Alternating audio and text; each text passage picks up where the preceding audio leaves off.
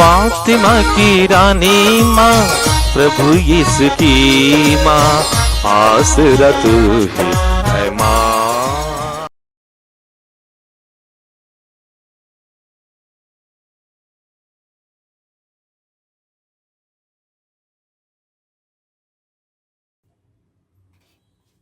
पहला पाठ मकाबियों का पहला ग्रंथ, अध्याय 6, पद संख्याएं 1 से 13 तक।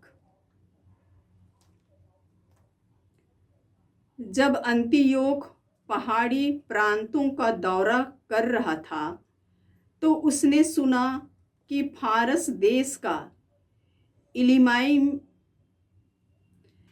इलीमाइस नगर अपनी संपत्ति और सोना चांदी के लिए प्रसिद्ध है, और यह कि वहाँ का मंदिर अत्यंत समृद्ध है और उसमें वे स्वर्ण ढाल, कवच और अस्त्र शस्त्र सुरक्षित हैं जिन्हें फिलिप के पुत्र सिकंदर, मकेदोनिया के राजा और यूनानियों के प्रथम शासक ने वहाँ छोड़ दिया था।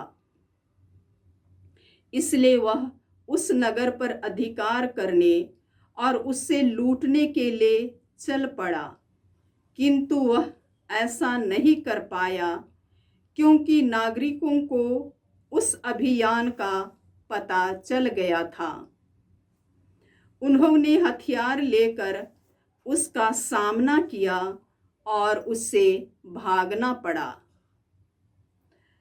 उसने दुखी होकर वहाँ से बाबुल के लिए प्रस्थान किया।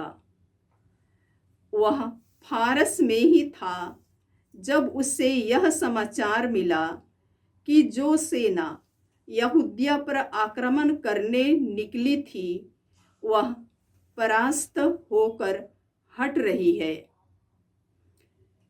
लिसियस एक विशाल सेना लेकर वहां गया था, किंतु उससे यहूदियों के सामने से पीछे हट जाना पड़ा। अब यहूदी अपने अस्त्रों, अपने सैनिकों की संख्या और परास्त सेनाओं की लूट के कारण शक्तिशाली बन गए थे। उन्होंने यरूशलेम की होम वेदी पर अंतियोख द्वारा स्थापित घृणित मूर्ति को ढा दिया। पहले की तरह मंदिर के चारों ओर ऊंची दीवार बनवाई और उसके नगर बेतसुर की भी किलाबंदी की। राजा यह सुनकर चकित रह गया।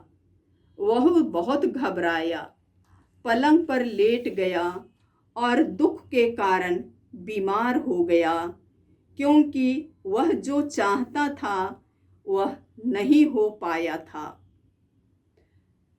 वह इस तरह बहुत दिनों तक पड़ा रहा, क्योंकि एक गहरा विषाद उस पर छाया रहा। तब वह समझने लगा कि वह मरने को है, और उसने अपने सब मित्रों को बुलाकर उनसे कहा, मुझे नींद नहीं आती और मेरा हृदय शोक के कारण टूट गया है। मैंने पहले अपने मन में कहा, मैं कितना कष्ट सह रहा हूँ और मुझ पर दुख का कितना बड़ा पहाड़ टूट पड़ा है। मैं तो अपने शासन के दिनों में दयालु और लोकप्रिय था, किंतु अब मुझे याद आ रहा है कि मैंने यरूशलेम के साथ कितना अत्याचार किया।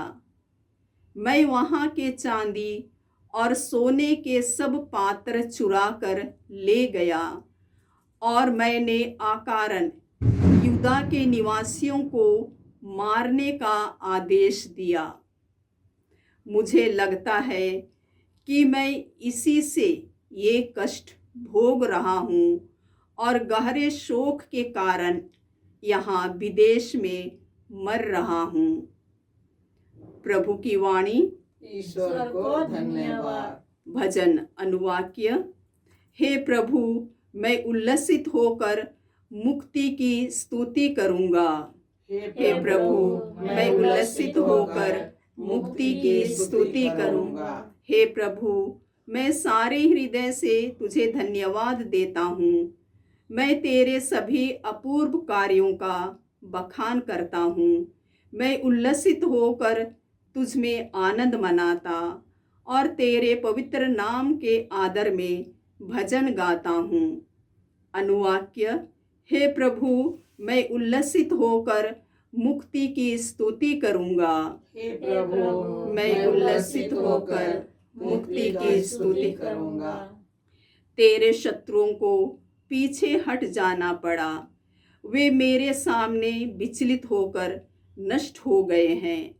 तूने राष्ट्रों को हरा दिया और दुष्टों का सर्वनाश किया। तूने सदा के लिए उनका नाम मिटा दिया है। अनुवाक्य। हे प्रभु, मैं उल्लसित होकर मुक्ति की स्तुति करूँगा।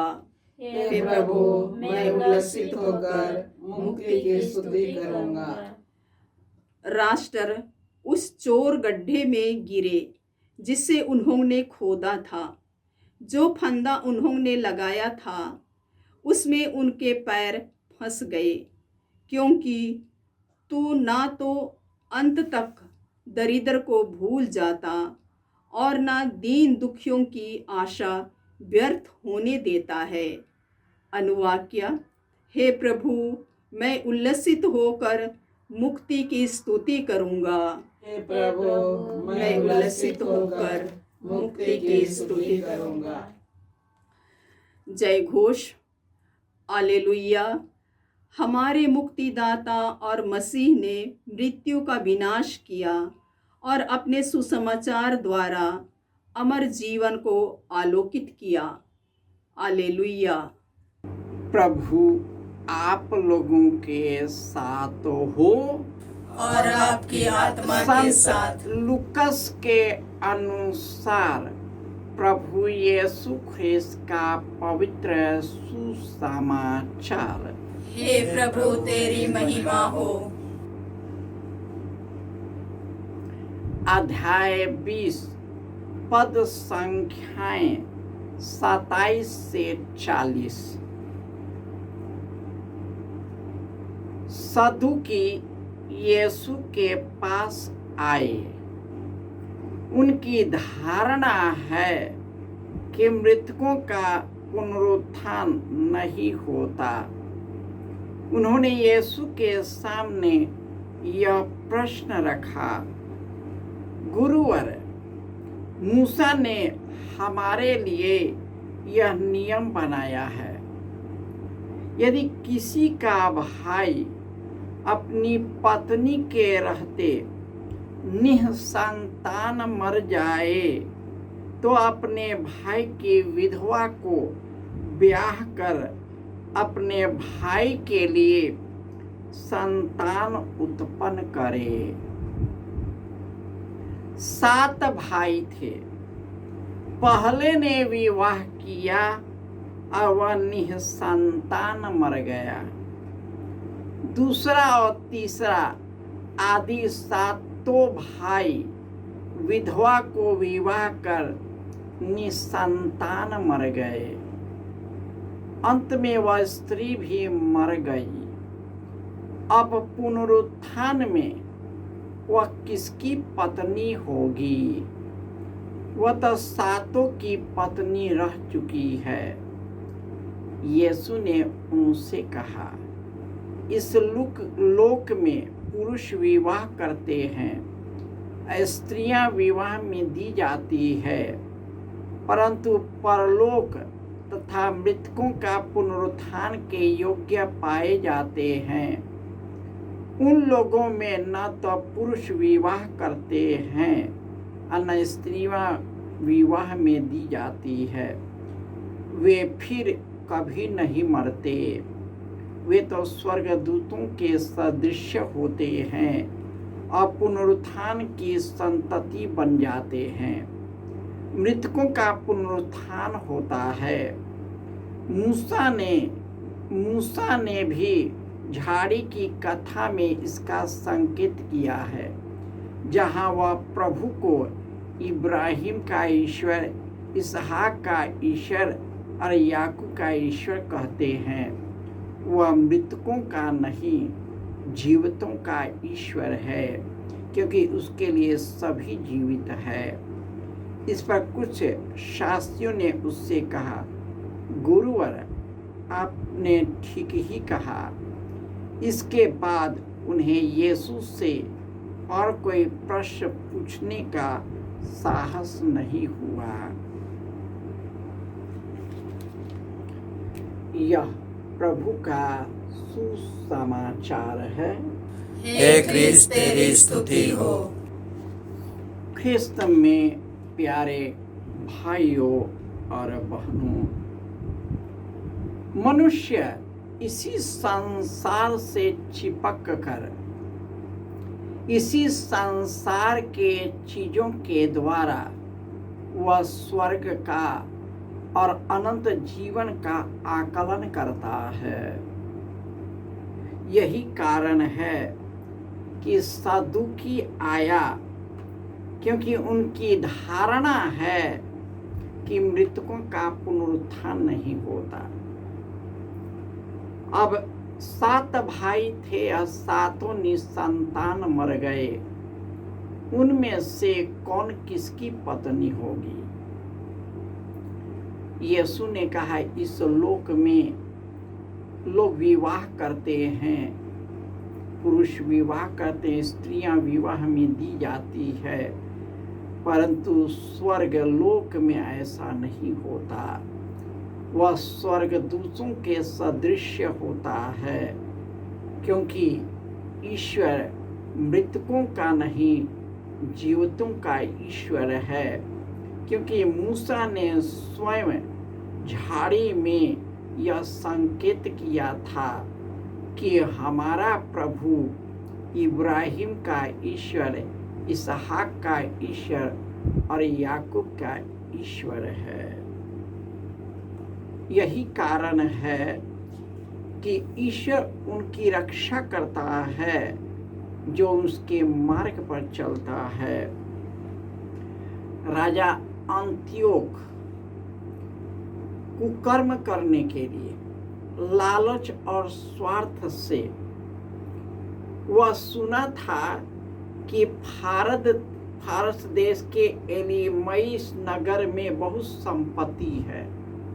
वह लालच से उसे लूटने जा रहा था। लोगों को पता चला और उसका प्लान फेल कर गया। और वह जानता था कि यहूदिया में के मंदिरों में बहुत सोना चांदी है, परंतु उसको पता चला कि फारस के राजाओं को उन लोगों ने हरा दिया। यह देख करके वह बीमार पड़ गया, शोक में हो गया, क्योंकि इन्होंने लोगों का खून बहा दिया था। और आज का जो सन सिसिलिया है वह पवित्र बनी। वह शादी रचते हुए भी निष्कलंक और निर्मल बनी रही। शादी की, लेकिन उन्होंने अपने जीवन को यीशु को समर्पित कर चुकी थी और यीशु के साक्ष्य में उन्हें अपनी प्राण देना पड़ा। राजा ने उसे सख्त आदेश दिया था कि यीशु का नाम न ले, लेकिन उन्होंने यीशु का नाम लेकर ही मर गया। उसे बहुत तड़पाया गया, लेकिन वे यीशु के नाम पर शहीद हो गई। कुंवारी थी, शादी होते हुए भी कुंवारी थी, और कुंवारी हो करके उन्होंने पवित्र जीवन में यीशु को अपनाया और उसके लिए अपना प्राण की आहुति दे दी। हम इन संत सिसिलिया जो संगीत गायकार है कहा जाता है, मरते समय उन्होंने इस तरह की गाने गाई थी मानो आज तक उस तरह का गाना कोई नहीं गाया, क्योंकि उसका गाना आत्मा से प्रभु की महिमा और स्तुति कर रही थी। जब उसका प्राण निकलने वाला था और लोगों ने जब तड़पा कर मारने लगा और अंत में उसे कत्ल कर दिया, उस समय भी उसके मुख से मधुर शब्द निकला और इस तरह वह अपने आप को पवित्रता में, विश्वास में, यीशु के प्रेम में मर गई, शहीद हो गई। इन्हीं की मध्यस्थता द्वारा हम प्रार्थना करते हैं कि हम भी इन्हीं के जैसे पवित्र बने, विश्वासी बने और यीशु को अपने जीवन में धारण करे ताकि जो कार्य उन्होंने हमें सौंपा है उस कार्य को करते रहे, धैर्य से, साहस से, उसके अनंत प्रेम में बढ़ता रहे, ताकि हम सभी अनंत जीवन से भर जाए। जय यीशु।